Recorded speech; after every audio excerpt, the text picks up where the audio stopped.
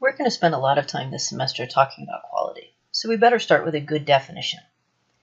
Most of the times, definition of quality is something around the lines of meeting the requirements of the customer. And you see definitions like this in the literature and in the standards. The important thing to notice about this definition is that quality is measured from the customer's perspective. It is the customer that decides the quality of the product. And depending on what you're building, a customer can mean a lot of different things. If you're writing a status report for your boss, then your boss is the one who decides whether that's a high-quality status report.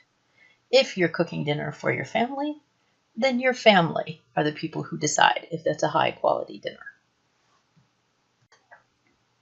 So a lot of times when people think about quality, they ask the question, have we done the job correctly? Now, in order for this to be a useful question, first we're going to need a really rigorous definition of what is correctly.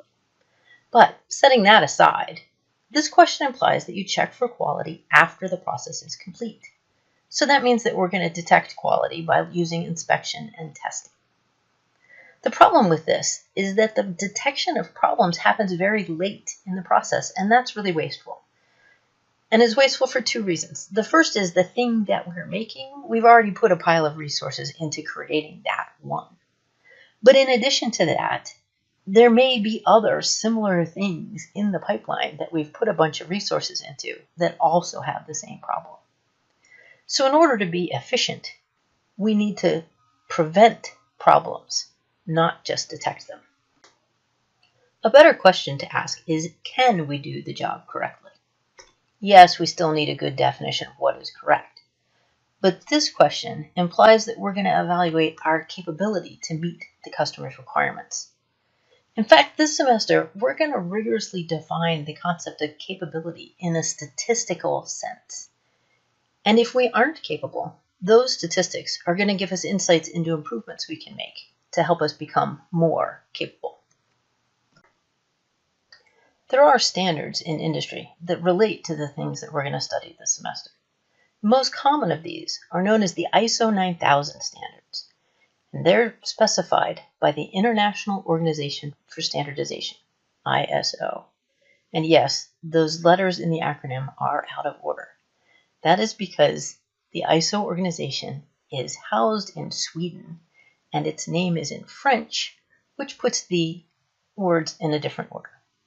The ISO 9000 standard just describes what a quality management system is and specifies some terminology. The ISO 9001 standard specifies how you use a quality system to make sure that you're going to deliver a quality product. And in fact, an organization can be ISO 9001 certified. When I worked at Alcatel, our software development organization became ISO 9001 certified. And what that means is that certifiers from ISO come to your organization and look at your process and how you have enacted your process, making sure that you're using the things that you say you're going to use, and they certify that you are ISO 9001 compliant.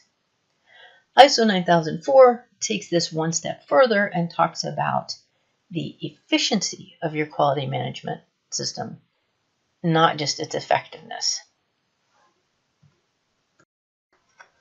Another industry standard that relates to the things that we're going to talk about this semester is Six Sigma, which is a set of tools and techniques that are focused on improving the process and the quality of the product by reducing variability.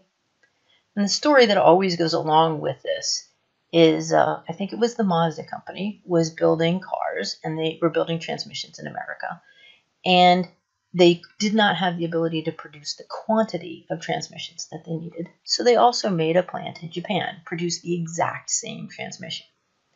It turns out that once they were on the road, the transmissions that were built in Japan were less noisy and less costly to repair. So they decided to do a statistical analysis to see what was going on. And the result is a graph like the one you see on the screen. This is showing the distribution of the size of some widget in the transmission. And it's comparing the sizes of things built in Japan versus the sizes of things built in the United States. Now, for both of them, they are within the limits of what they're supposed to be. So both plants are meeting the required specifications. However, in Japan, the variability in that size was much smaller. And so the lack of variability made all of the parts fit together better, which made the Japanese transmissions less noisy and less costly to repair. The other way to look at this is the customer really only experiences the outliers.